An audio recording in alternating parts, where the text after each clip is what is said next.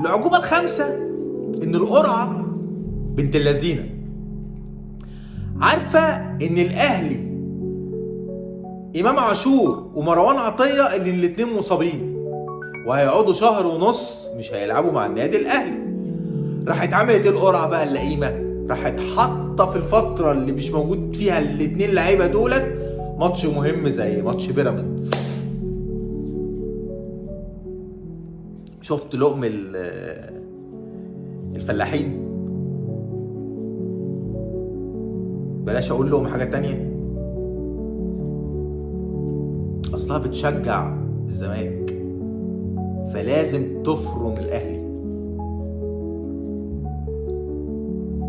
لازم تفرم الاهلي ولا فرقه معانا. بس انا بتكلم على العجائب اللي طالعه في القرعه. وقبل ده كله يعني قبل ماتش الاهلي وبيراميدز الاهلي سافر المحله عشان يقابل غزل المحله،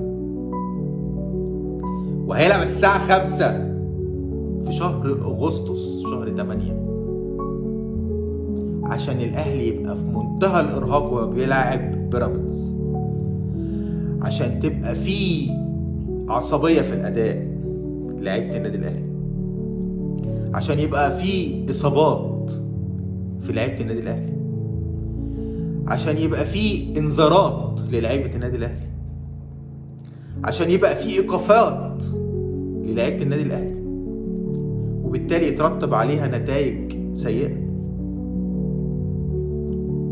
غريبة جدا القرعة، بس خلاص فاسناكي انت بتشجعي النادي الزمالك.